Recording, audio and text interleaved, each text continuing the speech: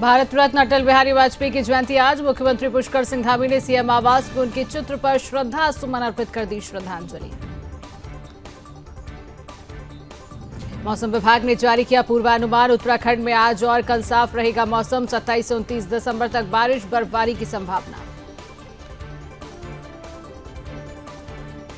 मुख्यमंत्री पुष्कर सिंह धामी ने दिल्ली में की प्रेस कॉन्फ्रेंस। कांग्रेस के अम्बेडकर प्रेम पर साधा निशाना। कहा, जनता इन्हें पहले भी सबक सिखा चुकी है और आगे भी सिखाएगी।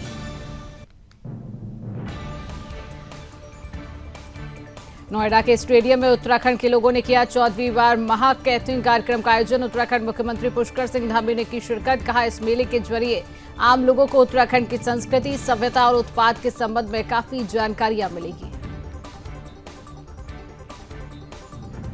देहरादून में भारत रत्न अटल बिहारी वाजपेयी की जयंती को लेकर नेत्र रोग जागरूकता गोष्ठी का आयोजन। निःशुल्क नेत्र रोग प्रशिक्षण और मोतियाबिंद ऑपरेशन कैंप भी लगाया गया।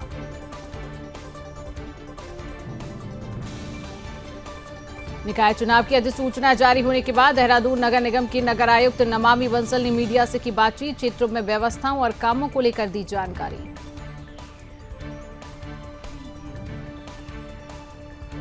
मसूरी में माल रोड से पटरी व्यापारियों को हटाए जाने को लेकर पटरी व्यापारियों में भारी आक्रोश। एसडीएम कार्यालय का घेराव कर जताया गुस्सा। पहाड़ों की रानी मसूरी में शटल सेवा शुरू। शटल सेवा की शुरुआत से कुछ स्थानीय संगठनों में गुस्सा। प्रतिनिधि गज बैंड पहुंचकर जताया विरोध।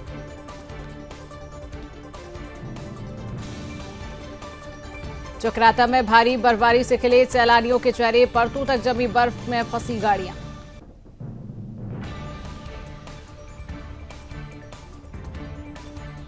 उत्तराखंड में ठंड की और भी ज्यादा बढ़ने के आसार। मौसम विभाग के मुताबिक देहरादून के पर्वतीय इलाकों समेत उत्तरकाशी, रुद्रप्रयाग, चमोली, टिहरी, बागेश्वर, पिथौरागढ़ और अल्मोड़ा जिले में लगातार बारिश और बर्फबारी की संभावना।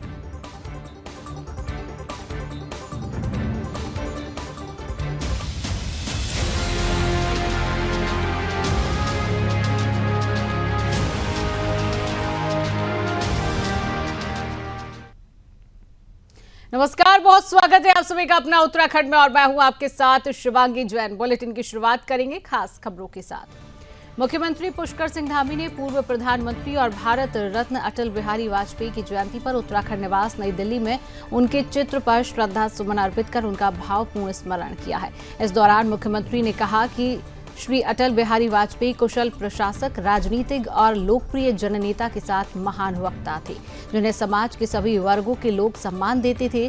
वाजपेयी जी के लिए राष्ट्रहित सर्वोपरि था। अटल जी उत्तराखंड राज्य के प्रेरणा रहे हैं। उन्होंने न केवल उत्तराखंड राज्य का निर्माण किया बल्कि राज्य विकास के लिए आधार भी तैयार किए।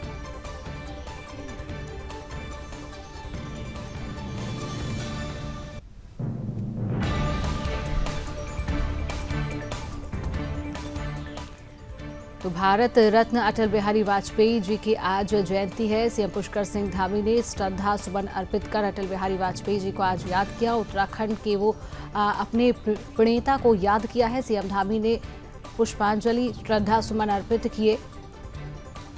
आज अटल बिहारी वाजपेयी जी की जयंती 100वीं जयंती है, जिसको लेकर आज सीएम पुष्कर सिंह धामी ने उन्हें पुष्पांजलि और श्रद्धा सुमन अर्पित कर आज उन्हें नमन किया है।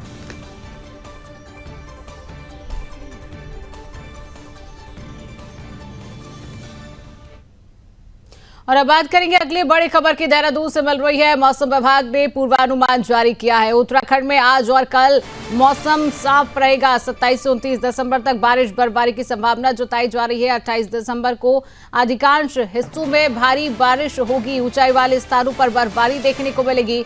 29 दिसंबर को भी बारिश और बर्फबारी का अनुमान जताया जा रहा है। बड़ी खबर आप तक पहुंचा रहे हैं, जहां पर मौसम विभाग ने पूर्वानुमान जारी कर दिया है। 28 दिसंबर को बारिश की संभावना जताई जा रही है। बड़ी खबर, मौसम विभाग ने पूर्वानुमान जारी किया है, जहां पर कई इलाकों में बारिश और बर्फबारी की संभावना है। उत्तराखंड में आज और कल मौसम साफ रहेगा। बड़ी खबर आप तक पहुंचा रहे। 27 से 29 दिसंबर तक बारिश और बर्फबारी की संभावना जताई जा रही है। 28 दिसंबर को अधिकांश हिस्सों में बारिश देखने को मिलेगी। मौसम विभाग ने पूर्वानुमान जारी कर दिया है। आज और कल मौसम साफ रहेगा उत्तराखंड में। हालांकि 27 से 29 दिसंबर तक बारिश और बर्फबारी की संभावना मौसम विभाग की तरफ से जताई गई है कि 27 से 29 दिसंबर तक बारिश और बर्फबारी देखने को मिलेगी। 28 दिसंबर को अधिकांश हिस्सों में बारिश होगी।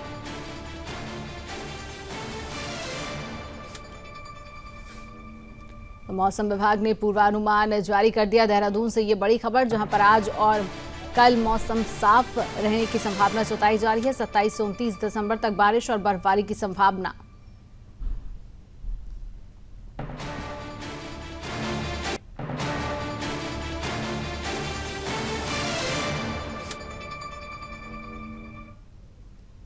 मुख्यमंत्री पुष्कर सिंह धामी ने दिल्ली में बड़ी प्रेस कॉन्फ्रेंस की है। प्रेस कॉन्फ्रेंस कर सीएम ने कांग्रेस पर जमकर निशाना साधा। कांग्रेस के अम्बेडकर प्रेम पर सीएम ने कहा कि जनता इन्हें पहले भी सबक सिखा चुकी है और आगे भी सिखाएगी। सीएम ने कहा कि कुछ राजनीति करने वाले लोग गृह मंत्री के संसद में दिए गए बयान के एक छोटे से हिस्से को तोड़ मरोड़ कर पेश कर रही हैं। सीएम ने कहा कि हमारे देश को संविधान देने वाले बाबा साहेब अम्बेडकर का जीवन हमेशा देश के लिए समर्पित था, लेकिन इसके बाद भी कांग्रेस ने कभी भी उनका सम्मान नहीं किया। जब बाबा साहेब अम्बेडकर को संविधान सभा का सदस्य बनाया गया था तो पूर्व प्रधानमंत्री नेहरू की शय पर कांग्रेस नेताओं ने उनका विरोध किया। इसके साथ ही जब बाबा साहेब अम्बेडकर चुनाव के लिए मैदान में उतरे तो उन्हें हराने के लिए कांग्रेस ने बहुत सारे षड्यंत्र रचे हैं। क्या कुछ कहा सीएम ने, आप भी सुनिए। इसमें विभाजनकारी राजनीति करने वाले लोग सुर्खियां बटोरने के लिए आदरणीय गृह मंत्री अमित शाह जी के संसद में दिए गए बयान के एक छोटे से हिस्से को तोड़ मरोड़ कर पेश कर रहे हैं और लगातार ये घृणित कार्य कांग्रेस पार्टी कर रही है और उन अंबेडकर जी के नाम पर कर रही है जिसने हमेशा डॉक्टर अंबेडकर जी का अपमान करने का काम किया। हमारे देश को संविधान देने वाले बाबा साहब का जीवन हमेशा समानता पर आधारित भारत के निर्माण को समर्पित था, लेकिन उनके जीवन काल में और उसके बाद भी कांग्रेस ने कभी उनका सम्मान नहीं किया। जब बाबा साहब को संविधान सभा का सदस्य बनाया गया था तो नेहरू जी की सह पर कांग्रेस के कई नेताओं ने उनका जमकर विरोध किया। और यही नहीं, जब बाबा साहब अम्बेडकर चुनाव के मैदान में खड़े हुए तो 1952 का लोकसभा का चुनाव हो या 1954 के लोकसभा का उपचुनाव में बाबा साहब को हराने के लिए बहुत षड्यंत्र उन्होंने रचे और खुद उस समय नेहरू जी ने खुद उन क्षेत्रों में जाकर कई जनसभाएं की और कांग्रेस पार्टी ने बाबा साहब को कभी कोई पुरस्कार नहीं दिया, परंतु उन्हें चुनाव में हराने वाले उनके ही जो एक सहायक थे नारायण सदोबा काजरोलकर, उनको पद्म भूषण देकर सम्मानित किया गया।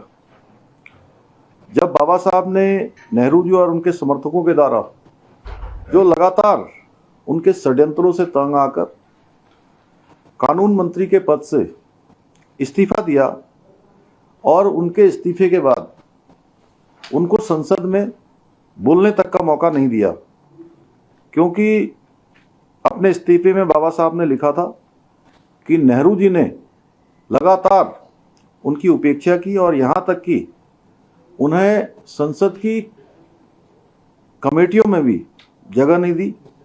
इतना ही नहीं, उन्होंने अपने इस्तीफे में इस बात का भी उल्लेख किया था कि कांग्रेस नेहरू जी लगातार उनकी उपेक्षा कर रहे हैं और उनका सारा ध्यान केवल मुस्लिम तुष्टीकरण पर रहता है और उन्हें लेकिन दलितों और आदिवासियों की कोई चिंता नहीं है, उनकी सुरक्षा की कोई चिंता नहीं है, केवल मुस्लिम सुरक्षा की चिंता है।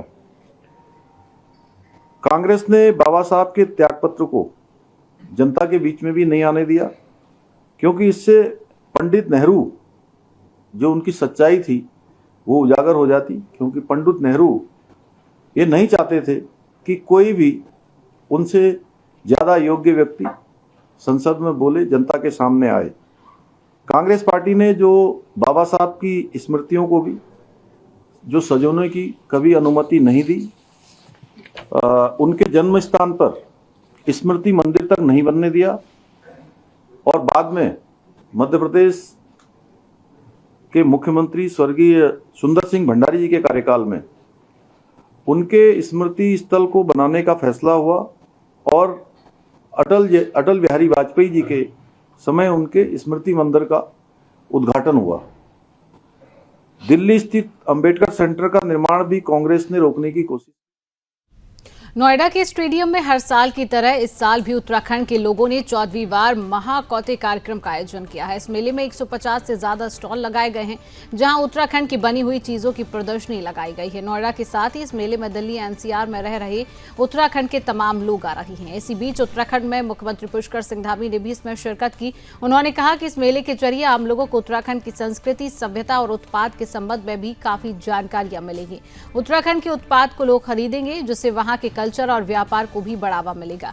उन्होंने कहा कि देवभूमि में बहुत सी ऐसी वस्तुएं हैं जो नोएडा एनसीआर तक बहुत कम पहुंच पाती हैं। इस मेले के आयोजन से वह चीज आसानी से लोगों तक पहुंचेगी। उन्होंने कहा कि यह वह मेला ही नहीं है, यह एक सिर्फ मेला ही नहीं है, बल्कि उत्तराखंड की सभ्यता और संस्कृति भी है।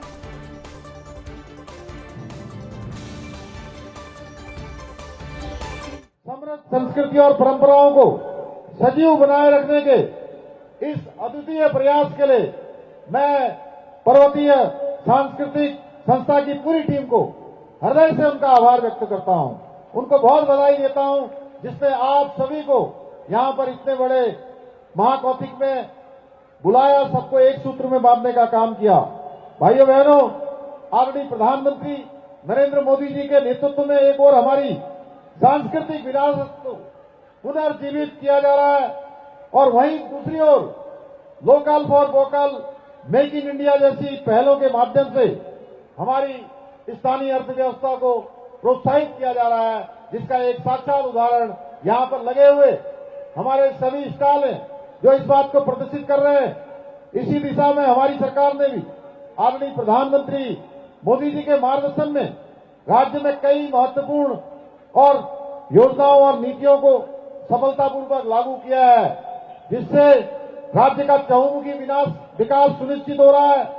आज राज्य में रेल कनेक्टिविटी हो या सड़क कनेक्टिविटी हो, इसके साथ साथ पर्यटन और स्थानीय अर्थव्यवस्था को भी हमारी मातृशक्ति के उत्थान के लिए, उनके सशक्तिकरण के लिए हम निरंतर प्रयास कर रहे हैं, निरंतर कार्य कर रहे हैं। हम इकोलॉजी और इकोनॉमी, जो हमारा पर्यावरण है, उसके संरक्षण में भी बहुत बड़ा योगदान देवभूमि उत्तराखंड देती है। उसके समग्र विकास की दिशा में भी हम कदम बढ़ा रहे हैं, दोनों में बैलेंस बना रहे, उसके निमित्त योजनाओं को आगे बढ़ा रहे हैं, विकास के कामों को उसी निरंतरता से, उसी बैलेंस के साथ आगे बढ़ा रहे हैं। इसी का परिणाम है भाइयों बहनों। मैं आप सबको बताना चाहता हूं कि आप सबके पूर्वजों का, आप सबके पुरखों का, आप सबका पैतृक राज्य उत्तराखंड सतत विकास के लक्ष्यों को प्राप्त करने में पूरे भारत में नीति आयोग के इंडेक्स में पहले पायदान पर आया है, पहला नंबर आया है सतत विकास के लक्ष्यों को प्राप्त करने में। साथ ही ईज ऑफ डूइंग बिजनेस में राज्य को अचीवर्स तथा स्टार्टअप रैंकिंग में लीडर्स की श्रेणी प्राप्त हुई है। इतना ही नहीं, हम रोजगार देने में भी अग्रणी राज्य के रूप में उभर कर सामने आए हैं। एक वर्ष में बेरोजगारी दर में 4.4% की कमी लाकर हमने राष्ट्रीय औसत को भी पीछे छोड़ा है। इतना ही नहीं, एक जनपद दो उत्पाद योजना के माध्यम से हमने स्थानीय आजीविका को बढ़ावा दिया है। वहीं हाउस ऑफ हिमालय ब्रांड, जिसको पिछले साल हमने आदरणीय प्रधानमंत्री मोदी जी के हाथों जिसका हमने शुभारंभ किया था, आज हमारे स्थानीय उत्पादों को देश और दुनिया में एक व्यापक पहचान दिला रहा है। इसके साथ ही मैं बताना चाहता हूं कि state millet mission, farm machinery bank, apple mission, नई पर्यटन नीति, नई फिल्म नीति, home stay model, wedding Uttarakhand जैसी योजनाओं के माध्यम से हम अपनी स्थानीय अर्थव्यवस्था को निरंतर मजबूत करने का प्रयास कर रहे हैं। इन योजनाओं से न केवल राज्य में रोजगार के अवसर बढ़ रहे हैं, बल्कि पर्यटन और कृषि के क्षेत्रों में भी नई संभावनाओं के द्वार खुल रहे हैं। इसके साथ साथ हमने राज्य के अंदर कई महत्वपूर्ण और ऐतिहासिक निर्णय लिए हैं, जिन्हें पूर्व की सरकारों ने अपने राजनीतिक स्वार्थ के कारण ठंडे बस्ते में डाल दिया था। भाइयों बहनों, देवभूमि उत्तराखंड को देश की आजादी के बाद ये गौरव प्राप्त हो गया है कि पहला राज्य हो गया है जहां यूसीसी का विधेयक बनकर जनवरी माह में यूसीसी समान नागरिक संहिता यानी कि देवभूमि उत्तराखंड में रहने वाले हर वर्ग के लिए, हर जाति के लिए, हर पंथ के लोगों के लिए एक समान कानून होने वाला है, जिसके लिए देश की आजादी के बाद से जो देश का संकल्प रहा वो काम सबसे पहले उत्तराखंड में होने जा रहा है। भाइयों बहनों, जिस प्रकार हम सबके राज्य से मां गंगा निकलती है, मां गंगा निकलकर पूरे देश को जल और जीवन देने का काम करती है, उसी प्रकार ये यूसीसी समान नागरिक संहिता की गंगा भी देवभूमि उत्तराखंड से निकलकर पूरे देश को लाभ पहुंचाने वाली है। इसके साथ ही हमने प्रदेश में देश का सबसे प्रभावी नकल विरोधी कानून लागू किया है, जिसके परिणाम स्वरूप पिछले 3 वर्षों में हमने 19,000 से भी ज्यादा हमारे युवाओं को नौकरियां देने में सफलता प्राप्त की है। भाइयों बहनों, प्रदेश की सांस्कृतिक मूल्यों और डेमोग्राफी को सुरक्षित रखने के लिए लव जिहाद, लैंड जिहाद और थूक जिहाद जैसी घृणित मानसिकता के खिलाफ भी कड़ी कार्रवाई करने के साथ ही हमने धर्मांतरण रोधी और दंगा रोधी कानून भी राज्य के अंदर लागू किए हैं। इसके साथ ही हम प्रदेश में बाहर से जो भूमि खरीदने वाले हैं और भूमि खरीद के जिन प्रयोजनों से भूमि का क्रय करते हैं, उन प्रयोजनों का उपयोग नहीं करते हैं, उनका दुरुपयोग करते हैं, उनके खिलाफ भी हम कठोर कार्रवाई कर रहे हैं। ऐसे लोगों की भूमि सरकार में निहित कर रहे हैं भाइयों बहनों, और जल्द ही हम राज्य के अंदर एक सशक्त भू कानून भी लाने वाले हैं, जिसकी प्रक्रिया गतिमान है। भाइयों बहनों, उत्तराखंड की संस्कृति, परंपराएं और विरासत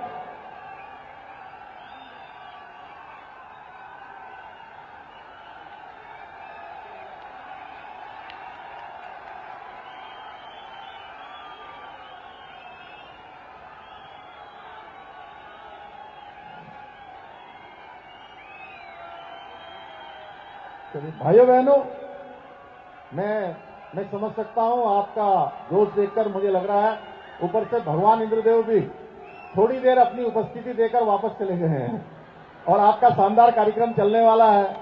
मैं अब अपनी बात को समाप्ति की ओर ले जाता हूं। इतना कहना चाहता हूं कि उत्तराखंड की संस्कृति, परंपराएं और विरासत ये हमारी आत्मा का हिस्सा है और मुझे पूरा विश्वास है कि इन्हें जीवंत रखने और आने वाली पीढ़ियों तक पहुंचाने के लिए हमारी सरकार विकल्प रहित संकल्प के साथ आप सभी का सहयोग हमें इसी प्रकार मिलता रहेगा। तो वो दिन दूर नहीं है कि हमारे प्रधानमंत्री मोदी जी ने बाबा केदार के धाम से कहा था कि 21वीं सदी का तीसरा दशक उत्तराखंड का दशक होगा। उनके मुख से निकले हुए शब्द कोई सामान्य शब्द नहीं थे, वो शिव रूपी शब्द थे जो शिव के धाम में निकले थे और हम उस दिशा में आगे बढ़ रहे हैं। प्रत्येक उत्तराखंड से जुड़े हुए हमारे प्रवासी उत्तराखंडियों का, हमारे सभी लोगों का, आप सब लोगों को यहां रहकर भी उत्तराखंड के ब्रांड एम्बेसडर के रूप में काम करना है।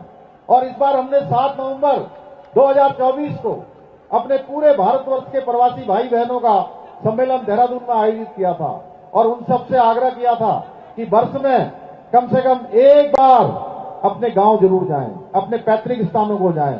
हम आपका स्वागत करेंगे भाइयों बहनों। देहरादून में भारत रत्न अटल बिहारी वाजपेयी जी की जयंती को लेकर नेत्र रोग जागरूकता गोष्ठी का आयोजन किया गया। इस दौरान निःशुल्क नेत्र रोग प्रशिक्षण और मोतियाबिंद ऑपरेशन कैंप भी लगाया गया। कार्यक्रम में मुख्य अतिथि के तौर पर भारतीय सेना के पूर्व लेफ्टिनेंट जनरल ने शिरकत की। इस दौरान स्वास्थ्य मंत्री धन सिंह रावत भी मौजूद रहे। राज्यपाल ने दीप प्रज्वलित कर कार्यक्रम का आयोजन किया।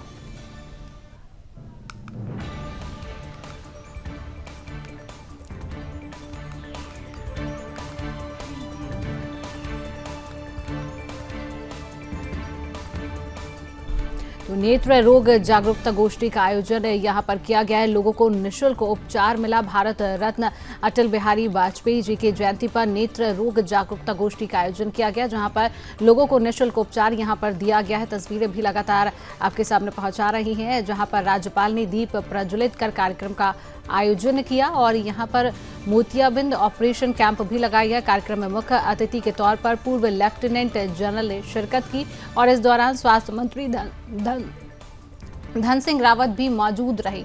राज्यपाल ने दीप प्रज्वलित कर कार्यक्रम का आयोजन किया है।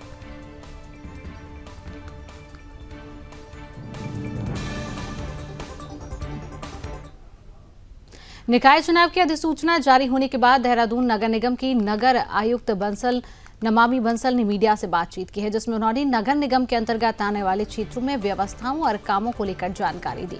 उन्होंने जनता की समस्याओं के इलाज से लेकर चलाई जा रही लाभकारी योजनाओं तक की जानकारी इस दौरान दी है।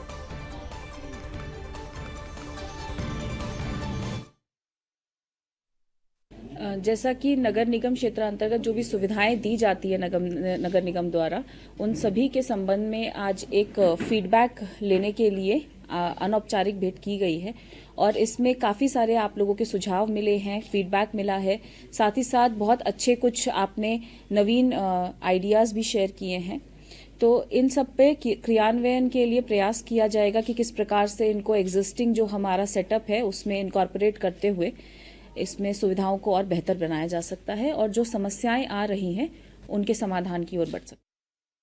मसूरी में माल रोड से पटरी व्यापारियों को हटाए जाने को लेकर पटरी व्यापारियों में भारी आक्रोश है, जिसकी शिकायत लेकर पटरी व्यापारी एसडीएम ऑफिस पहुंचे और एसडीएम कार्यालय का घेराव किया। पटरी व्यापारियों का कहना है कि पर्यटन को बढ़ावा देने के नाम पर गरीब पटरी व्यापारियों को परेशान कर रही हैं, जो बर्दाश्त नहीं किया जाएगा। अगर माल रोड पर पटरी नहीं लगने दी गई तो वह प्रशासन के खिलाफ आंदोलन करेंगे और माल रोड पर कोई दुकान नहीं लगने देंगे। सर्दियों की छुट्टियों में भारी संख्या में पर्यटक आते हैं, ऐसे में वो लोग कर्ज लेकर माल लाते हैं और पर्यटकों का इंतजार करते हैं। इसी से उनकी रोजी रोटी चलती है। लेकिन नगर पालिका प्रशासन ने बिना किसी बात के ही एकाएक माल रोड से हटाए जाने के निर्देश जारी कर दिए हैं।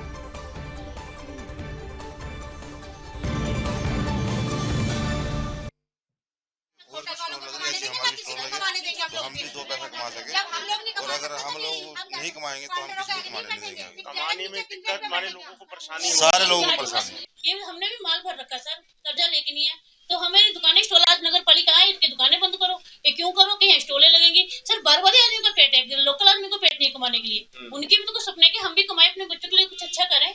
साल भर का तो हर होता है सर, साल भर की सोच होती है हम लोगों की करने की, लेकिन हटा दी बिल्कुल ही दुकान हटवा दी। इसलिए हम यहाँ करें क्या करेंगे? उधार ले रहे, कल कैसे कर रहे, अपने बच्चों की फीस जमा करनी, हर किसी चीज का है और अगर हमारी स्टॉल नहीं लगेंगे तो हम लोग कैसे कमाएंगे? नहीं। और हर बार का यही ड्रामे रहते हैं कि दुकान हटाओ दुकान हटाओ। कैसे एक बार को हम लोगों को क्यों नहीं वो कर रहे हैं ये लोग? हर बार का जब कोई सीजन आए तब हटा दो, नया साल आए तब हटा दो, ऐसा नहीं होता है। हर कोई एक आस लेके बैठता है इधर कि यहाँ पर नया साल आएगा, हम लोग खुद 2 पैसे कमाएंगे, अपने बच्चों की फीस जमा करनी, हर चीज की। पहाड़ों की रानी मसूरी में शटल सेवा शुरू की जा रही है, जिसको लेकर Mussoorie hotel association, Mussoorie traders and welfare association, home stay association ने विरोध शुरू कर दिया है।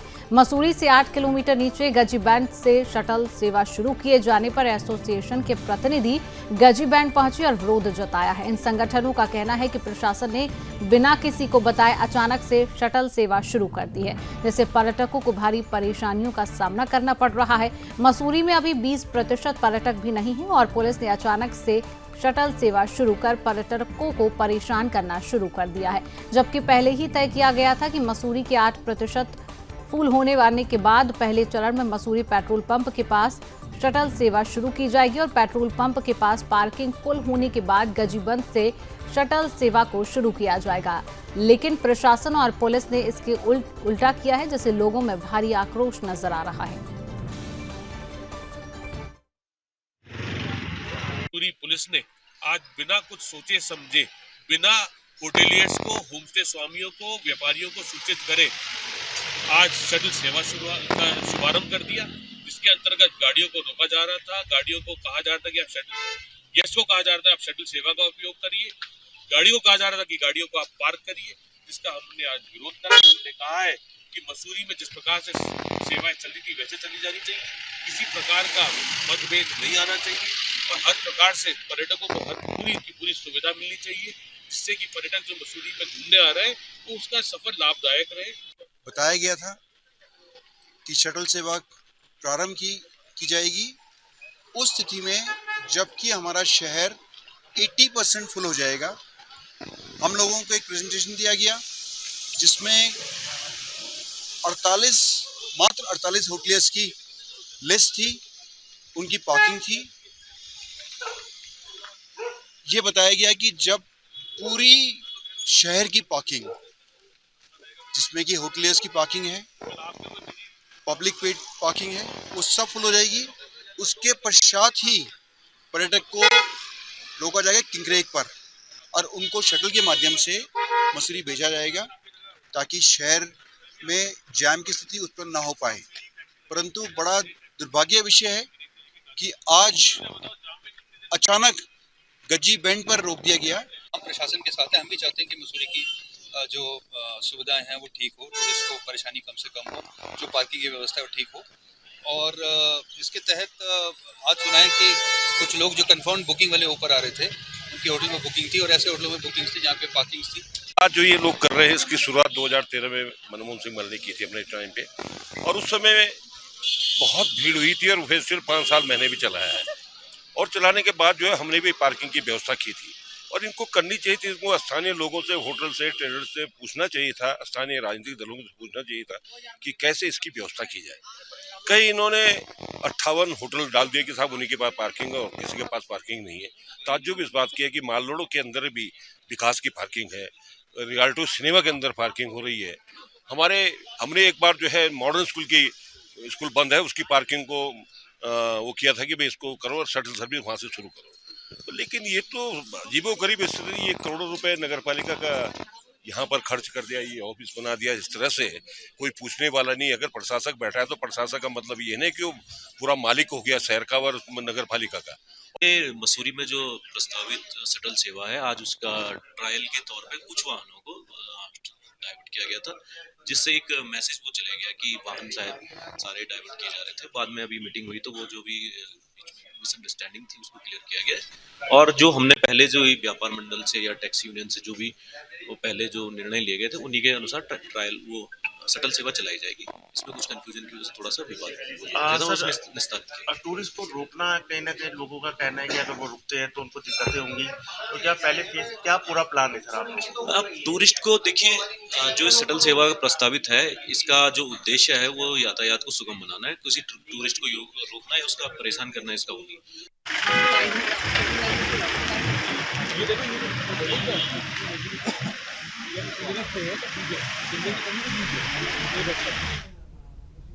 फिलहाल के लिए इस खास बुलेटिन में इतना ही। देश और दुनिया की तमाम खबरों को जानने के लिए आप देखते रहिए सुदर्शन न्यूज। जय हिंद।